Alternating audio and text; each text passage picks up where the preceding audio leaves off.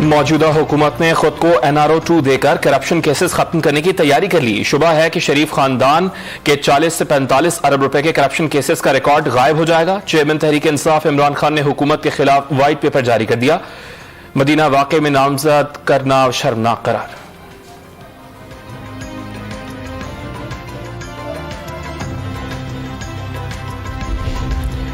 4 سال میں ایک دھیلے کی کرپشن ثابت نہیں کی جا سکی۔ فرح خان کو پنجاب میں عمران خان کی فرنٹ پرسن قرار دے دیا۔ اثاثوں میں اربوں روپے اضافے کا دعویٰ۔ تحفے میں ملنے والی پستول توشہ خانہ میں دینے کی بجائے سمگل کرا کے عمران خان نے پاس رکھ لی۔ وزیر اطلاعات مریم اورنگزیب کی پریس کانفرنس۔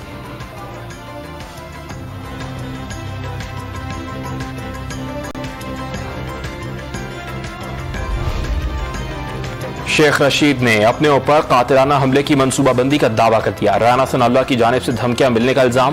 اسلام آباد مارچ میں حادثہ کرنا چاہتے ہیں۔ پریس کانفرنس سے خطاب۔ تھانہ کو حصار میں درخواست جمع کرا دی۔ قتل ہو گیا تو نواز شریف، شہباز شریف، حمزہ شہباز اور رانا ثناء اللہ سے تفتیش کی جائے۔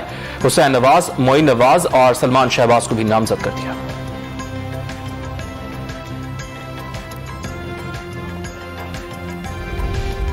مسجد نبوی صلی اللہ علیہ وآلہ وسلم میں نعرے بازی اور حملہ کرنے کے الزامات پر عمران خان، فواد چودھری، شیخ رشید اور شہباز گل سمیت 150 افراد کے خلاف مقدمہ درج۔ ثبوت ملنے پر عمران خان کو گرفتار کیا جائے گا۔ مسجد نبوی صلی اللہ علیہ وآلہ وسلم کے تقدس کو پامال کرنے والوں کے خلاف کارروائی میں حکومت رکاوٹ نہیں بنے گی۔ وزیر داخلہ رانا ثناء اللہ کا 2 ٹوک اعلان۔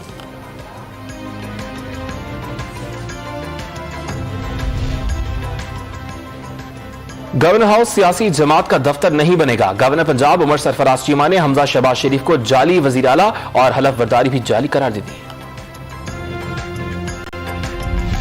اور چاند دیکھنے کے لیے رؤیت ہلال کمیٹی کا اجلاس آج اسلام آباد میں ہوگا۔